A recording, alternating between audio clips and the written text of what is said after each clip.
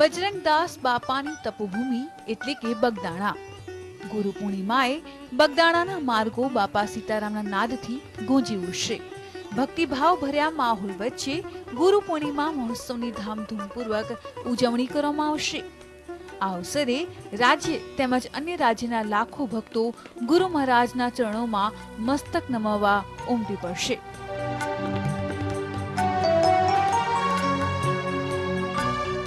અષાઢી પૂનમના દિવસે મંદિર પરિસરમાં સવારના 5 વાગ્યાથી ધાર્મિક કાર્યક્રમનો આરંભ થશે.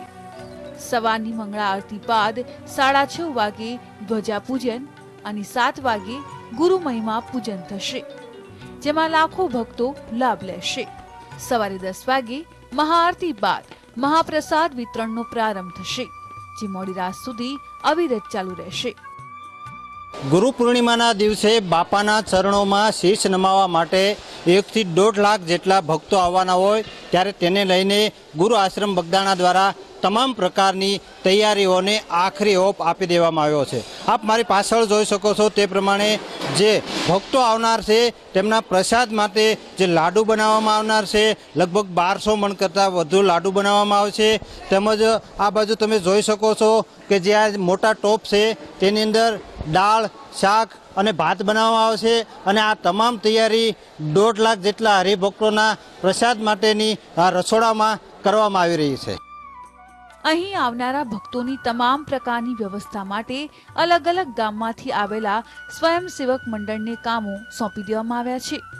આ માટે જિલ્લાના 300 કરતાં પણ વધુ ગામોમાંથી 7,000 જેટલા સ્વયંસેવક ભાઈઓ અને 3,000 જેટલી બહેનો સેવા આપશે.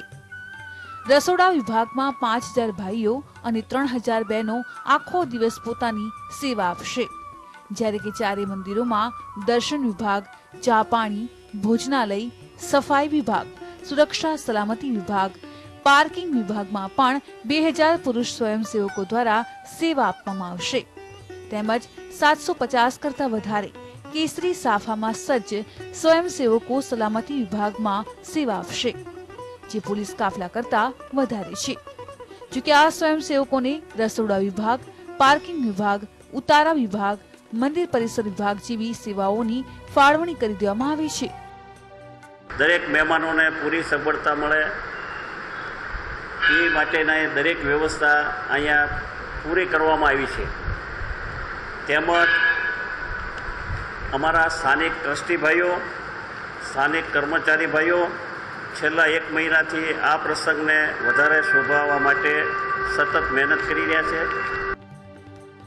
લાખો યાત્રાળુઓ આવવાના હોય તેમને કોઈ અગવડતા ન પડે અને કોઈ અનિચ્છનીય બનાવ ન બને તે માટે નાયબ કલેક્ટર દ્વારા પોલીસ અને તંત્રને તૈનાત કરી દેવામાં આવ્યા છે.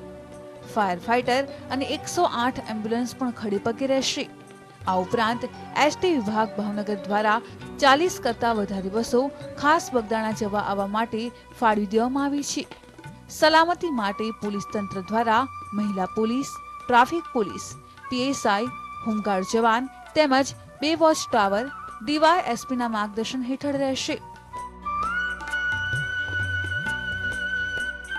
અરવિંદ ભટ્ટી સાથે GSTV બગદાણા.